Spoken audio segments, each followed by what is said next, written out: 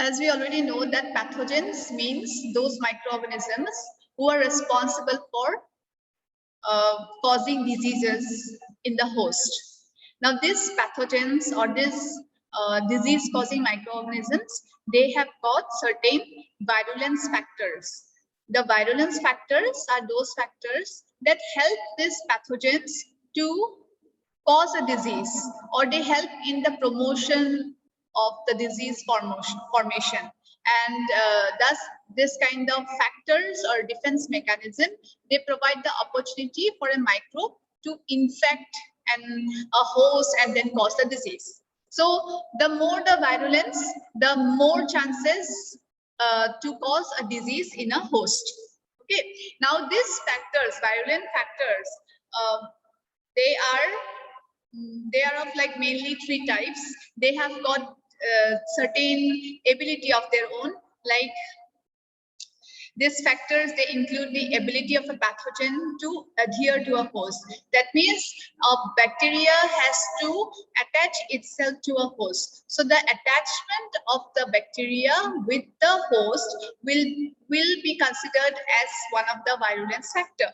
Secondly, ability of a pathogen to colonize a host. Colonize means the process of replication and then increasing of the number in a particular cell of a host. So that ability to colonize themselves or to multiply themselves inside a host is another factor, virulence factor.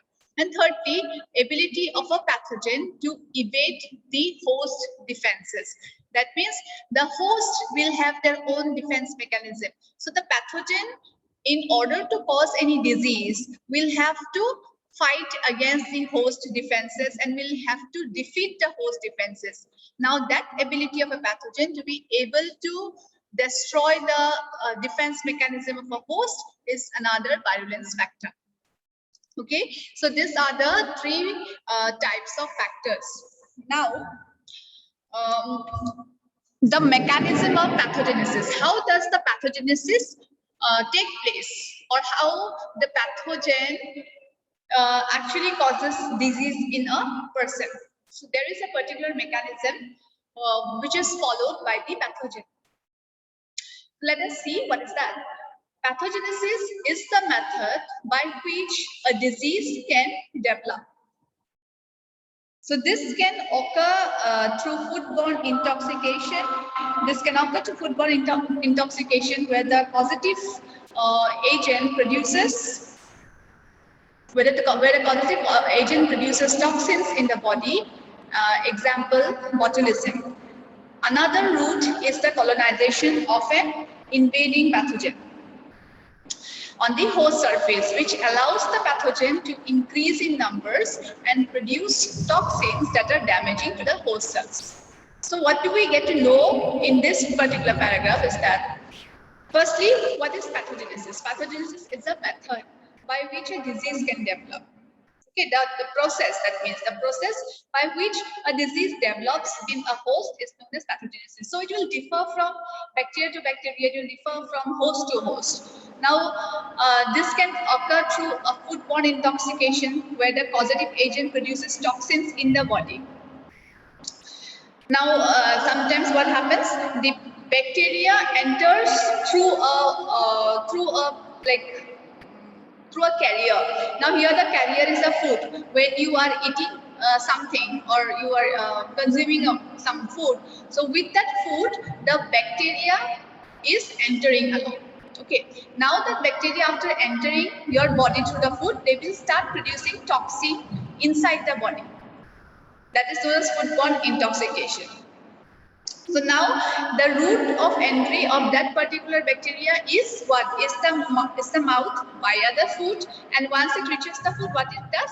It produces toxins in the body, and that toxins gradually start affecting the body or the host. Then another route of a bacteria, it may be a different kind of bacteria now. Another route is the colonization of an invading pathogen on the host surface, which allows the pathogen to increase in number and then produce toxins that are damaging to the host cells. Now here the examples are Vibrio and Corynebacterium. So here what happens? The bacteria has entered your body, Okay, but maybe the amount of bacteria that had entered was less in number. So that less number of bacteria will do no harm to your body. But after it enters your body, if that bacteria survives and is able to defend the host defense mechanism, and it itself starts multiplying inside the host body. So if that happens, if they start multiplication inside the host body, then the number will increase, the number of the pathogen will increase, and that will help the pathogen to produce toxins that are damaging to the host cell. Okay, so this is another factor how the pathogenesis may occur. So for example of such kind of bacteria are Vibrio and Corynebacteria. Okay, then after this, pathogenesis can also occur by pathogens invading and breaching the body's barrier in order to multiply. These organisms have mechanism that will not allow macrophages to destroy them. So this certain like process of pathogenesis are such that they will fight against the body's defense mechanism, not allowing the macrophages to destroy them, and then they will again fight against the antibody antibody that are produced in our body, and then they finally survive and then cause production of toxins and cause diseases in the body. So example of such kind of bacteria are tuberculosis, then Shigella. So these are the different kinds of bacteria. Now what is the relationship between the host and the pathogen? This is a dynamic relationship that we can say is between a host and a pathogen. The production of disease occurs through a process of steps. There are certain steps. It is not that immediately after entering your body, that bacteria entering your body will lead to a disease. Whenever you get any infection by a particular bacteria or virus, that is not so sudden. It is not that today the bacteria has entered your body and today only you will get fever, today you will get the disease. It's not like that. It is a process. It's a process, and after that, it goes to that process, then only finally the person is diagnosed of being infected or diagnosed of being suffering from a disease. So this production of disease occurs through a process of steps. So there are 5 mechanisms that make up this pathogen's invasiveness. That is its ability to invade the tissues. So that is the first 5 mechanisms which are included in it. Here in this flow chart, they are showing this. So here just we go through this, whatever it's in this flow chart, then we will study in detail about it. Transmission, adherence, invasion, colonization, evasion of host defenses, damage and disease to host tissues, exit from the body, and then survival in the environment, and then it is going to repeat itself in some other host or maybe in the same body. Okay, so this is the flow chart, or this is the process that goes on constantly happening. Okay, now let us study in detail about it. The first step that needs to take place is transmission. That means it has to enter a particular host. Okay, now how is it going to enter a particular host? Okay, so now what I was about to start is about transmission. Now transmission is an important thing because without the bacteria getting transmitted into the body of the host, the disease or infection cannot occur. Yeah, so that is why the first step has to be transmission. That is, the bacteria is getting transmitted into a healthy host. Now, what are the process of transmission? It can be like different kinds of process. It depends upon the type of bacteria that is entering your body. Now, if that bacteria is a kind of a respiratory tract infection causing bacteria, then it has to enter your body through inhalation, right? And then if it's a bacteria which is causing infection in the intestine, then that bacteria will enter your body through ingestion when you eat something. So ingestion is the medium, like mode. So that it's like likewise you will find that there are several kinds of route of transmission that the pathogen will identify for itself in order to cause a disease. The transmission of an infectious agent can occur in many ways. But yeah, many a times you will also find that through exposed skin. Exposed skin means, see, when you get a cut or injury or wound. Okay, now that injury itself will not cause an infection. When a person sometimes get very bad infections, very badly infected in a certain area or a certain region when injury has happened. But that infection has not happened because of the accident. The injury has happened because that particular area got exposed to many like the microorganisms which causes skin infections or which causes infection in the blood. Did you understand?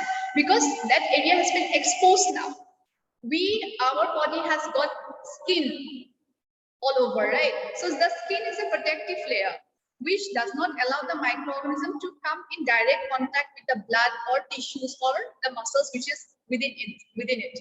Okay, so skin is a protective layer, but when you get a cut, when you get any wound, what happened? That layer, the skin layer of the skin, it gets removed. When it gets removed, then it lets the layers which are beneath it to get exposed, and once it gets exposed, it becomes easier for the microorganisms to come in contact with it, and then it reaches the blood, and then it can easily spread throughout the body. Okay, so skin is a very sensitive area that can lead to different kind of infection. Then another is the mucous membrane. The mucous membrane is like, where are the mucous membrane present? You will find the presence of mucous membrane in the gastrointestinal tract, in the respiratory tract, in the urogenital tract. In these areas, the mucous membranes are present. So these are layers which are protective layer. But then if they get exposed to the microorganisms, then it may lead to a different kind of infection in our body. Okay, so that was the first step, transmission. That means the bacteria has been transmitted into your body. Now, what is the next step? The next step is adherence, which means that the bacteria will now have to adhere itself to your to the cell of that of the host, of the target organ. Now, how that will happen?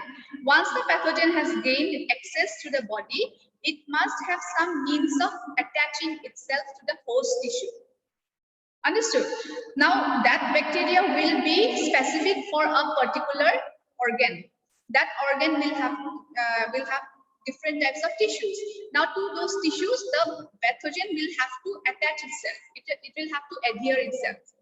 Okay, so this attachment is very important. This attachment is called adherence, and it is a necessary step in pathogenesis. If it does not attaches itself to the tissues, it will get removed off. It will not be able to cause its next steps, what it needs to do to perform pathogenesis. So these microbes, they have got some ligands. They contain ligands. They are like, just the way how lock and key, they are both specific for each other. You cannot use a different lock for a different key. Right, a different key for a different lock. It is specific for each other. Similarly, this microbes, when it has to adhere itself to a particular target organ, it is specific. Now, bacteria of an intestine cannot go and adhere itself to the cells or tissues of the respiratory tract. Okay, it is not specific, so it will not have the receptor for them to bind itself to the tissues. Okay, so this way the microbes contain some ligands which are projections that attach the host receptor or the surface protein. So that is, the host receptor will bind itself to the ligands present on the microbes. Then pathogens may have specific adherence mechanism. Now this for adhering also, or for attachment also, the pathogen will have some mechanism to attach themselves to the cells or tissue surface. Now example, tissue tropism, that is the pathogens that prefer specific tissues over others. That means those pathogens will only bind to specific tissues. They will not bind to any tissues they get on the way. Then next is species specificity. That is pathogens that only infect certain species. Certain species, for example, of infection causing in a dog or an animal may not be caused in human beings or plants. Okay, so that is called species specific. They are specific to particular species only. They cannot cause it to anybody at any time. Then next is genetic specificity, that is surface mutation that occur. So previous antibodies do not recognize the invading pathogen. So that is again, it depends upon the genetic diversity of that particular species or host. Okay, depending on the genetic mechanism or makeup, the host or the pathogen will identify the host and then cause the infection. If a microorganism cannot adhere to a host cell membrane, disease will not occur. Okay, so this adherence is a very important step. If adherence is not happening, that means there is no causing of any disease. So this was the second step. Now the next step is invasion. Invade. Now the microbes are going to invade the tissue. It has attached itself and now it's going to invade. Invasion means what? You are entering into somebody else's area, somebody else's region. Somebody coming to my house, that person is not a member of my family, nor he is my guest, but he's trying to now enter into my house and live in my house. So that is called what? That is known as invasion. Okay, so the microorganism is trying to invade the host. That microorganism is not a part of my body, nor I want that microorganism to be in my body, but it's trying to do that. That is why we are saying that the microbes begin to invade the host, and that particular step is called bacteremia. Bacteremia, B-A-C-T-E-R-E-M-I-A, bacteremia. The word bacteremia means presence of bacteria in the bloodstream. Or if it, in case if it's not a bacteria, it's a virus, it is called as viremia. Okay, so viremia is the presence of virus in the bloodstream. So that is what is invasion. So the microorganisms, they are exposed to many barriers after introduction into host. They will have to face the host defense mechanism. So this is one of the main barrier that the microorganism has to face. Now, some bacteria, they're able to cause disease while remaining on the epithelial barrier, while may need to penetrate that barrier. That means there are certain microorganisms who are stronger and they are able to cause disease being on the epithelial barrier itself. That means they don't need to penetrate inside the tissues. Being on the uppermost layer of the skin itself, they can start causing the infection. But there are again certain microorganisms who are not able to cause the disease in the upper layer itself. They need to penetrate more. They need to invade more. And only after invasion, they are able to cause the infection. Okay, so once this barrier has been penetrated, the pathogens, they can multiply without any competition. So the main is the barrier. Once the these microorganisms are able to enter the barrier, I mean, they are able to break open the barrier and enter the tissues, then this microorganism, they can start their multiplication without any more problems they face. Okay, then next is, after invasion, the next step is colonization. What is colonization? Colonization means to form colonies. So in order to form colonies, what will the microbes have to do? They will have to multiply.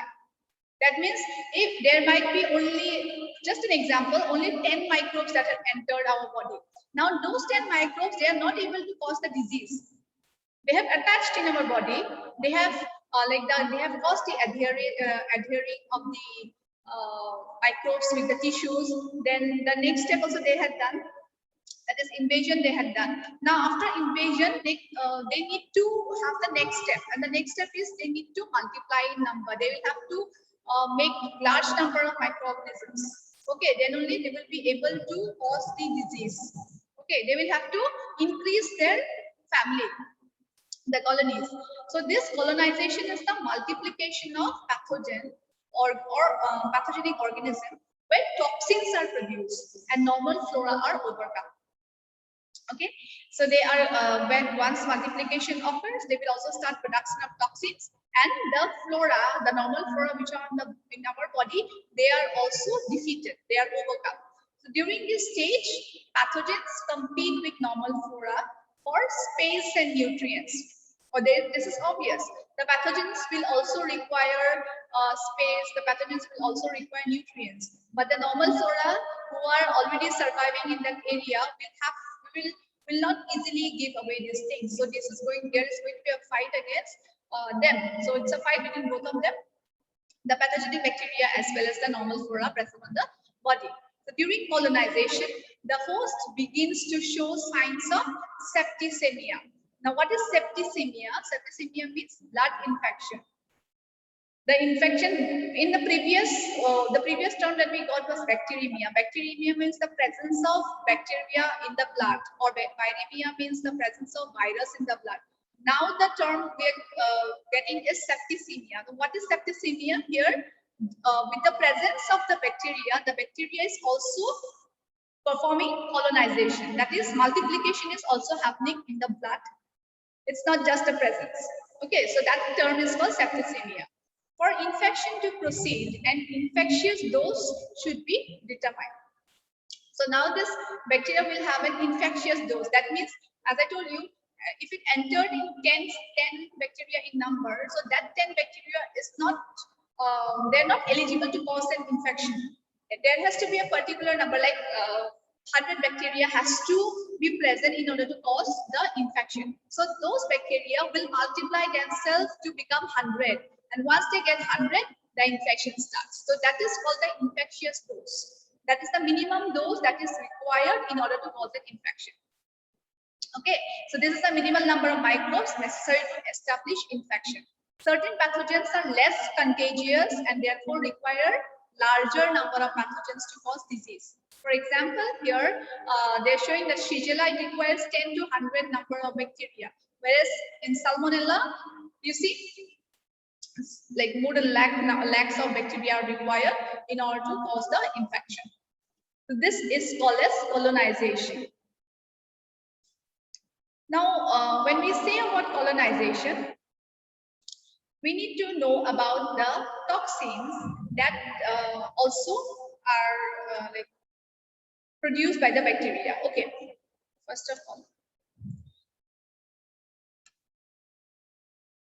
yeah, how is the host defense is invaded, or how the host defense will be damaged? Now, once the colonization occurs in the body, the pathogens will also have to keep on fighting against the host defense. It is not the host defense will not give up. Okay, it will keep on fighting against the host defense, against phagocytosis and everything. So multiple mechanisms are used by the pathogen to evade a host immune system. So what are the mechanisms that the pathogens they perform? Intracellular pathogens that live inside the host cell. Second, avoid phagocyte recognition by producing capsules prevents phagocytosis. Then producing membrane damaging toxins which can kill phagocytes, example leukocidins, interfere with complement activation and survive in the phagocyte. Okay, so these are the innate system that the pathogen has to face, and they will have to survive in this condition in order to cause the disease. If they give up and they are not able to face these conditions, then there will be no infection that will cause. The pathogen must also avoid adapted defenses. Pathogens can produce proteases or catalases. Okay.